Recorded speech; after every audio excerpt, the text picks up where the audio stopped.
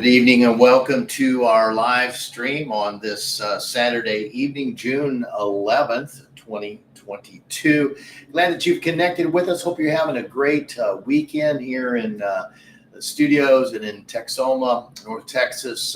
We've finally crept into those triple digits, and so summer is, while calendar-wise isn't officially here for us, we're getting relative, and so it's very warm, but I hope that you're having a pleasant weekend wherever you are at. So welcome to our live stream. Again, thankful that you've connected with us.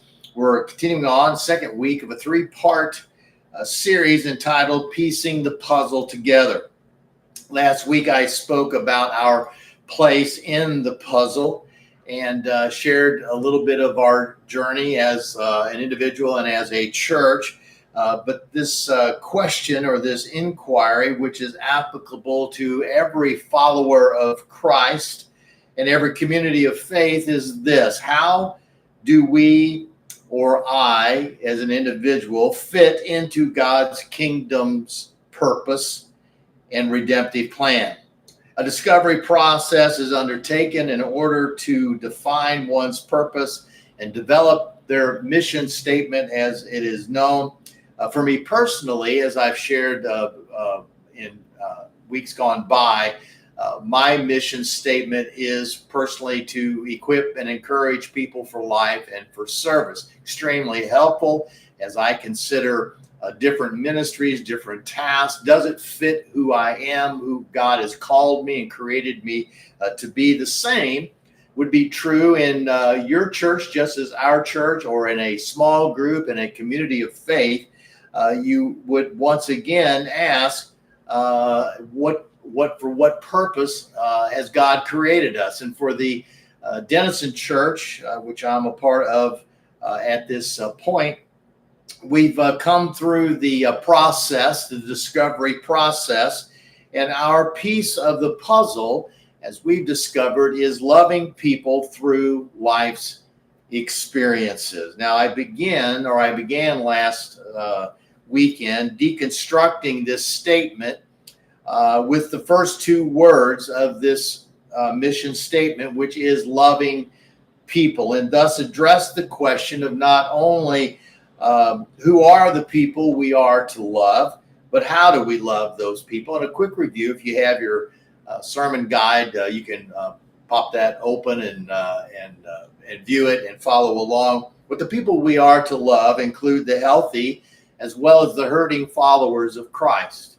So those who are within the fellowship, within the body, within the community of faith, some will be healthy, a very small percentage, but some are going to be healthy, others are going to be hurting.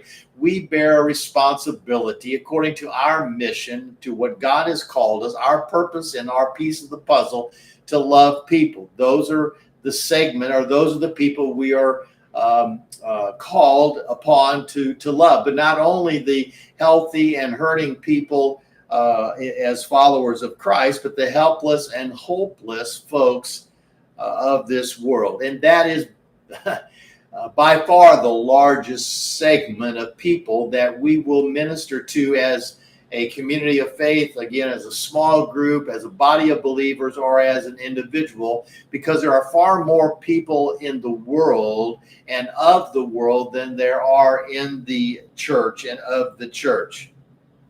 So as I shared again this past weekend, our best friends had come to visit us for Rachel's first Christmas.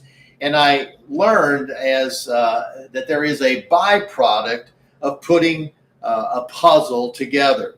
For a task-oriented person such as myself, it seemed like the obvious objective was to dump out all of the pieces onto the table, as my friends did on our kitchen table, and then start putting it all together. And we would gather around on Christmas Eve, which was their tradition, and do just that. But a few hours into this undertaking, I knew that putting the puzzle together really wasn't the objective at all. I came to realize the real value of puzzle constructing exercise was the family time, the building of memories, sharing thoughts and highlights about Christmas season, along with deepening personal relationships and making strong connections with one another. And so, as it is with the puzzle that we put together back in those days, so it is with the puzzle, our piece of the puzzle that we're talking about in this series. There's more to the puzzle than simply loving people. And so we continue to deconstruct our mission statement by focusing on the word through, loving people through life's experiences. You're probably familiar with the Farmers Insurance commercials whose tagline is, "We know a thing or two because we've seen a thing or two." And I'm not talented enough to give you the tune, but you know the tune that goes with it as well. I'm merely speculating now, but I would say that all of us have seen a thing or two in our life. It doesn't matter if you've grown up in the church or you were outside of the church. You know some things because you've seen a lot of things in our world. Now, here's the thing that I want to share with you. Satan wants you to focus on the past. It's kind of like rowing a boat where you're looking at where you've been or where you were. And that's exactly what Satan wants to accomplish in the lives of every follower. Satan wants you to look in your past. He wants you to remember your past. He wants you to focus on the things that you failed to do, the times that you fell flat on your face. And it's important for me that you hear this, and that is that whatever you have experienced in your past, whether it's negative or positive, God will use for you to be able to help someone who is encountering the same thing. So what God does is he says to you as a follower of Christ, I know you've had these experiences. I was there. I walked with you through those experiences, but I want you to take what you've learned. Now you're prepared to help others who are facing similar situations. And that's what Paul is writing about as we turn this morning, or if you have a Bible app, open that to 2 Corinthians chapter 1, verse 4. Now, for those of you who like kind of the background of the letters and what Paul was doing and writing about, let me just give you some quick information. Corinth, of course, was a prominent Greek city evangelized by Paul during his second missionary journey. We find that after Paul had gone to Philippi and then had a fruitful ministry there, moved to Thessalonica, where he wound up building a predominantly Gentile church. The jealous Jews were upset, and so he fled and went from there to Berea. And then he moved south down to Athens and then finally over to Corinth on his second missionary journey. From Corinth, of course, he would go across the sea to Ephesus, and then finally, after spending some time there, return to Jerusalem. And so as a prominent city, Corinth was situated on a major east-west trade route, making it a mecca for commerce and prosperity. The church consisted of mostly non-Jews who were challenged by their materialistic and worldliness of that culture which they were a part of versus their newfound faith and desire to represent Christ in the world. Now, these challenges are what Paul was addressing both in 1 Corinthians and in 2 Corinthians. The epistle written by Paul here lacks much of the systematic arrangement that is characteristic of his writings and seems to have been more of a time where Paul was sitting down and simply as topics came to his mind, he was writing about those things that he would have deemed important in his mind, at least at that moment. Now, one of those subjects he mentions here in 2 Corinthians is his own sufferings that he had endured, that he had experienced, and particularly his trials in Asia. He expresses in this section, verses 1 through 12 of chapter 1, but in this section, his gratitude to God for deliverance from all of those circumstances, and then states his perceived purpose for enduring those hardships and pressures. And so let's read and look tonight at 2 Corinthians chapter 1, verse 4. Paul is writing, and he says he, which is a reference, if you go back to verse 3, of his praise to the God who is protected and provided for his life. He says he, referencing God, comforts us in all our troubles. Paul is saying that it is God who draws us near to him. He invites us to come near to him. You remember Jesus said, come to me, all who are weary and heavy laden, and I will give you rest. Paul says, well, God calls us or invites us to come near to him, us plural, not just a certain group, but all of those who are in need.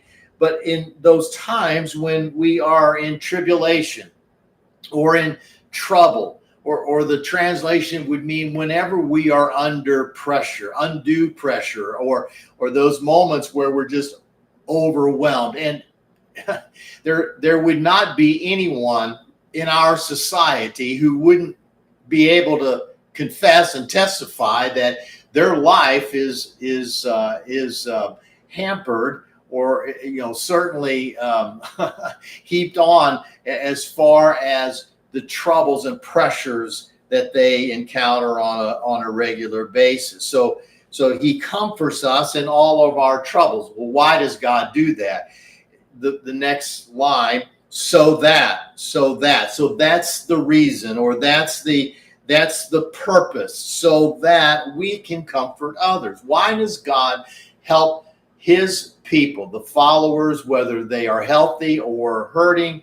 Why does he help them through their troubles and through the pressures they face in life? So that the purpose is so that they would be able to comfort others, to draw others, or invite others to share with them what they have learned, or how they've experienced much like what that individual has and what they've learned, what would enable them to get through, so that you can, or so that you may be able to comfort others. And so we will be able to, which leads to the idea that for those people to move out of their pressured situation, or their troubles, or their tribulation, that we who have already been comforted by God, who have already become victorious, or as Paul would write, more than conquerors, those of us have an advantage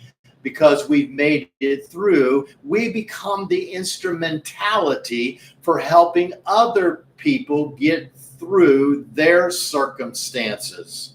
And it denotes that through our guidance, through our testimony, through our walking with them, these individuals will get the comfort that they themselves are seeking. So we will be able to give them the same comfort that God has given us. So whatever God has helped you to get through, he has done so in order for you to be able to help others get through, not to your credit or my credit, but once again, as Paul has done in verse 3, to give praise and glory to God.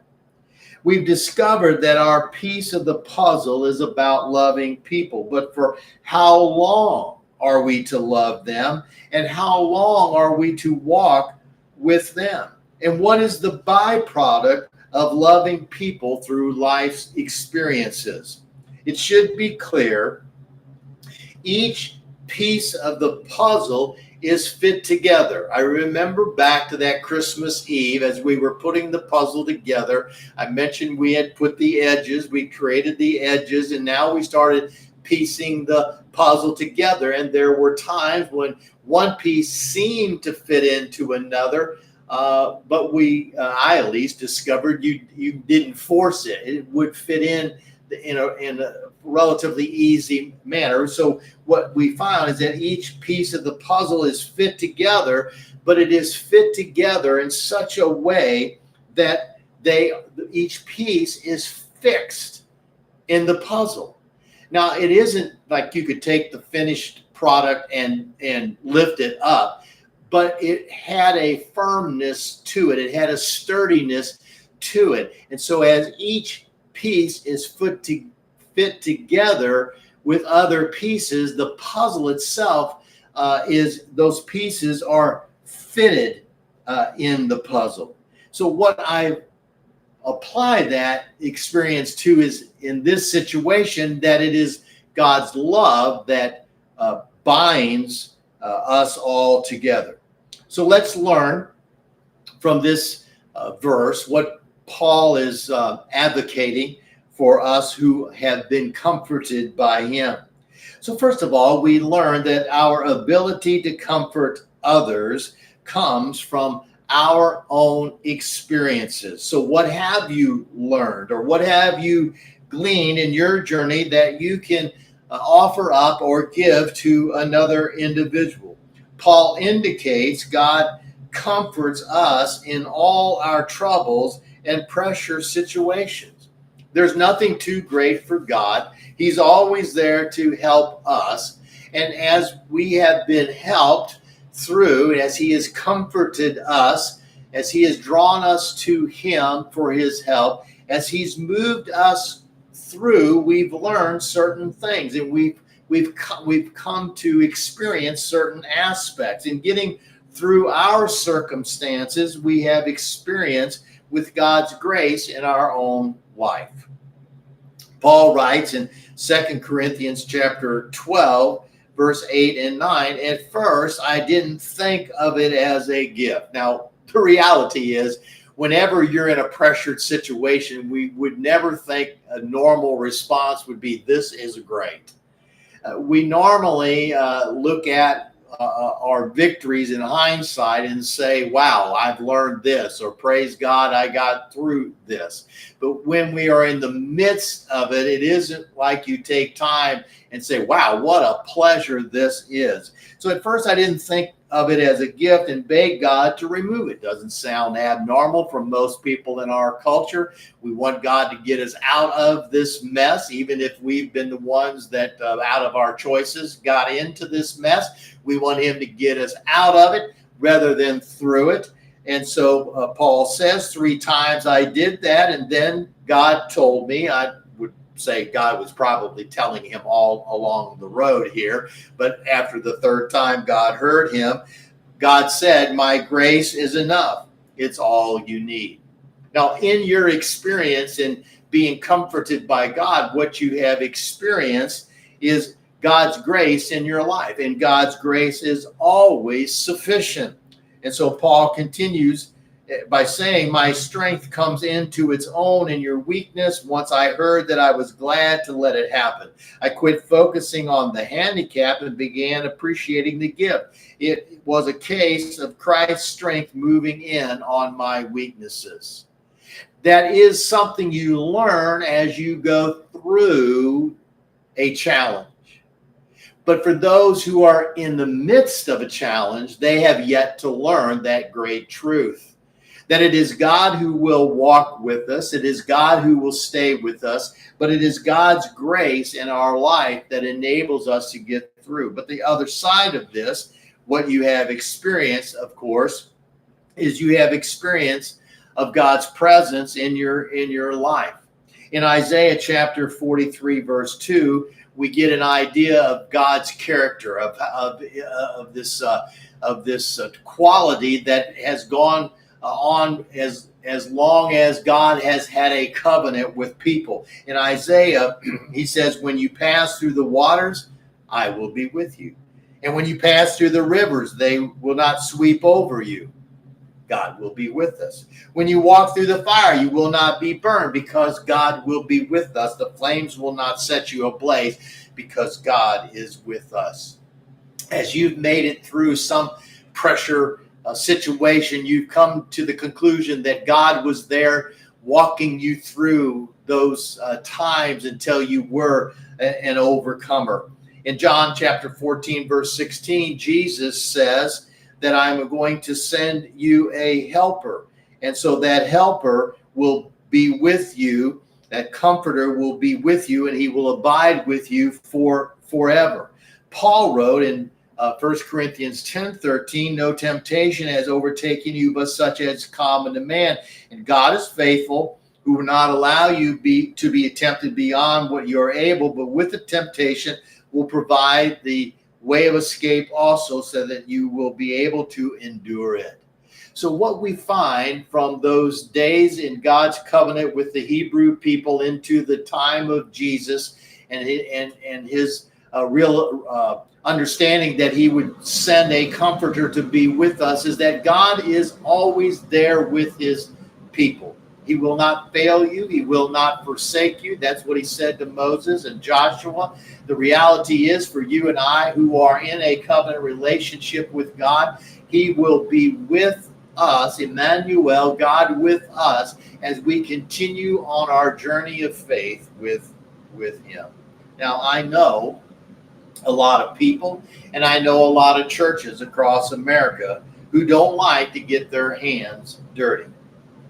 In their prestigious perspective, they're convinced their duty is merely to provide financial support to those who are willing to help people who are down on their luck, those who are locked into the filthiness of the world, those individuals who are lost and considered social outcasts. Now, I'm not saying financial help isn't important. That's not the case at all. But there are people who don't want to get involved. They don't want to hang around these people. They wouldn't help with someone, and somewhat in their indignation, they simply say, well, somebody else can take care of that, and here's my money. Well, my question would be, is that really being Jesus? If there's one thing I would say about Jesus, is that he was constantly interacting with people who were considered social outcasts, people who were heavily burdened by life, those who were labeled and categorized and forbidden to be a part of the religious group of those days. As you see in the graphic, Jesus was always about coming up to someone who was in need and literally extending his hand or lending a hand. And so as a piece of God's church, we are called to come alongside those who are weak and weary, disillusioned and downcast, and not only piece them into the puzzle, but hold them in place with God's love. God has comforted us so that for the purpose that we in turn can comfort others. And so as God has been with us, we then in turn represent God to other people so that they can find comfort. So what we learn from what Paul is writing here is, secondly, our availability to comfort others is our own choice. So through the ordeals that you've made it through and been victorious, you have the ability. You've experienced God's grace. You've recognized God's presence. And so now you have the ability. The question then is, do you make yourself available to help other people? That's your choice. I will say, don't allow Satan to have you think you're not valued, because you are. Don't buy into the lie that you aren't needed or important, because you are. You have your experiences, those lessons you've learned. You have special abilities, all there for you to avail yourself to help others. And that's what Peter advocates is that you will take what you've experienced, your abilities, and you will serve or help other individuals. So the question is, you have the ability, but what about the availability? Will you be able, is what Paul says, you will be able to give them the same comfort. But will you? Will you serve as God's instrument of righteousness in helping others to overcome, to be victorious? So we wind up then the third part of what Paul is teaching in this particular verse, and that is your effect to comfort others is based on your own patience. Have you ever been impatient with someone? Rule of thumb is, if there's something about an individual that irritates you, more than likely, that's a weakness in your own life. And so I would say again, have you ever been impatient with someone? They don't get it quick enough. They're not moving fast enough, whatever the case may be, but you want them to hurry up. Or maybe you say, well, I've only got so much time. When that individual that you're coming across, when they are in trouble, you need to make sure that you take the time, make the effort to give them the same comfort that God has given you. You see, we're not to be a reservoir of God's blessings, but a river, so that what we receive, we have in order to give. And the more we give, the more we receive. And that flow just keeps happening in our lives. You don't want to become stagnant water where you just hold on to it, because then it becomes worthless to you or to others. So let the blessings, let these things flow through you into the lives of others. So what I've come to understand in my own life is when a person stops listening to God or learning from God or living for God, they forfeit their credibility as a witness for God. The minute you quit your representation of God, the minute you cease shouldering the responsibility you have to Him, you will cease being a comfort to others. Bear this in mind. God oversees both the blessings and the burdens of your life. Just as God will not give you too much or an overabundance, more than what you can handle, He will not give you more blessings than what you can handle. He who is faithful in a little will be given more. So what we have come to realize is that God oversees both the blessings and the burdens of your life. He's not, again, going to give you more than what you can manage, and He won't give you more, whether it be a blessing or a burden, than what you can manage. So don't be a spiritual crybaby when you face various trials or you encounter tough times, because God will comfort you through that situation, but He expects, as a byproduct of you being comforted, that you will share and help to comfort others. So you endure these challenges in order to grow from them. And as Paul writes, in everything we do, we show that we are true ministers of God. We patiently endure troubles and hardships and calamities of every kind. So you need to be patient with God as He comforts you and moves you through your circumstances. And in turn, as you're comforting someone, you need to be patient with them. You're not on a time schedule. You're simply moving them as quickly as they are able to go. You're simply moving them up the mountain, so to speak, at the pace that God has set for them and the pace that they are willing to walk. You see, What you learn from these experiences is what will enable you to help others. You will be able to understand their struggles and offer up spiritual guidance based upon your own perseverance, your own patience. As Paul wrote in Galatians 6, bear one another's burdens, or some translations say carry one another's burdens, and so fulfill the law of Christ. What is the law of Christ?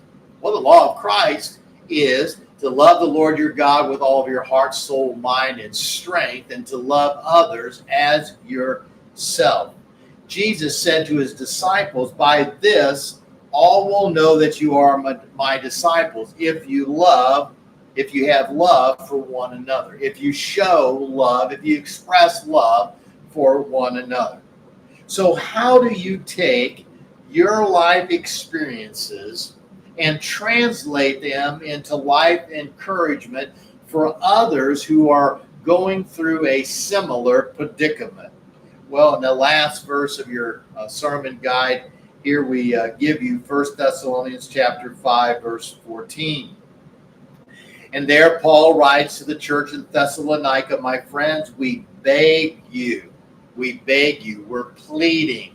And he gives then 4 things that he encourages them to do as they are trying to live out their lives in Thessalonica, in representing God to those in that particular culture. Much like Corinth, Thessalonica was a port city, and it was a major part of the traffic that went from east to west. And so these Gentiles who were receiving Christ were faced with their own predicaments of how to live their lives for Christ. Again, very similar to what the Corinthians were encountering themselves. So he says, my friends, I entreat you, or I beg you. And then he gives you 4 things that we need to do. So how do we transition our life experiences and translate them into life encouragement for others? Well, we do it by warning the unruly. We put into the mind of those who are facing these predicaments that to be cautioned and to gently help them to see how they got in, but how they can get out of that situation. To warn anyone who isn't living right or living in an unruly or an immoral life. And so it's not judging them. We're not to judge, not to be judgmental, but it is to say this lifestyle is going to be problematic for you. It's, I've been there, I've done that, got the t-shirt to prove it. But the reality is that your experience of what they're facing and the direction that they're moving is going to be detrimental to their well-being, detrimental to their family, detrimental to their witness, detrimental to their children. But you're warning them. You're saying, look, I was where you are right now, and this is what I found. Second of all, Paul says to the Thessalonians, he says to comfort the faint-hearted, or to encourage one another, to console the feeble-minded, or literally the little-spirited. Those who are weak or feeble, faint-hearted, those who are weak in their faith may not have the courage or the conviction to keep moving out of their predicament. They may say, oh my God, it's too hard, it's too difficult. You can comfort them, you can encourage them that, hey, I felt the same way. But keep going. It's going to work out. This is going to be beneficial for you. Thirdly, to support or to care for the weak, or those who have very little, if any, spiritual strength, to support them. The word here literally means to kind of be the opposite. So if a person is about to topple, you come along to help sturdy them or to keep them upright. You're moving them towards a time when they themselves can walk through life on their own. They have that, again, confidence and conviction that God will be will be with them. Now, let me just warn us here. My warning to you is if you're helping someone, do not make them codependent upon you. They're not relying on you. You are merely the representation of God. Ultimately, you must point them to trust and follow Christ in their daily lives. And then lastly, that Paul says that we are to be patient with all people. We need to have a forbearing spirit toward all individuals, all people. It doesn't matter how bad off they are or how we would deem them as, well, they're really draining. But again, precautions not to give of yourself, but to help them learn the lessons that you have learned through a similar situation. And so it is this being patient, this long suffering. It's walking with them. So how long must you comfort or care for others? Well, as long as you have the resources that you can supply to them, and as long as it takes. How long will it take for someone to recover or to be reconciled back to God? There's not a specific time for every person in every situation. And so as long as you have the resources, then God is saying to us that we need to continue to help comfort that individual. We need to continue to walk with them. You're not trying to enable people, nor are you trying to make them codependent upon you, as I mentioned.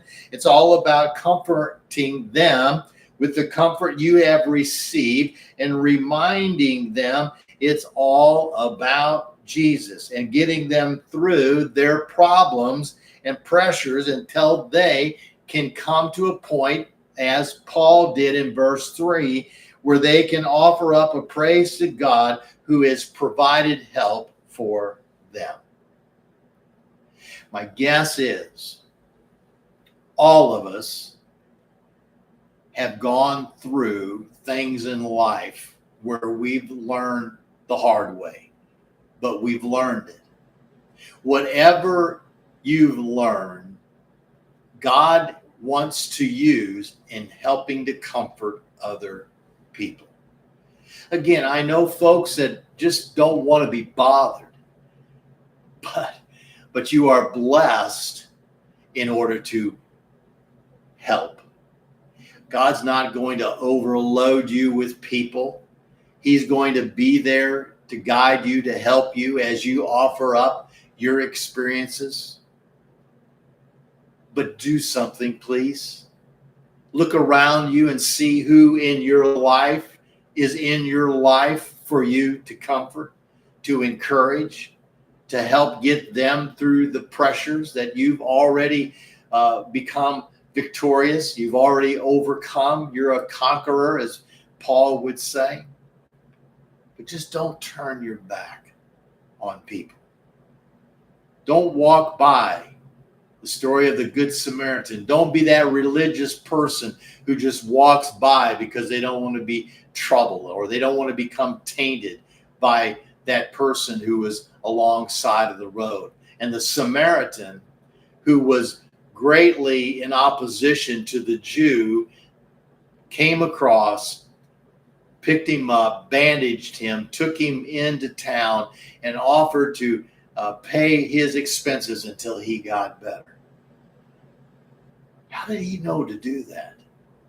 Because there must have been a time in his life where someone had helped him through a troubled time. Be God's representative and minister to those. Comfort those as God has comforted you. Thanks for being a part of our live stream. Hope that this has encouraged you. And we look forward to being with you next weekend as we will wrap up our series on piecing the puzzle together. Hope that you'll identify your place, your piece of the puzzle, and allow God to use you in that capacity. Until then, God bless and may his love and grace fill you to overflowing. Amen.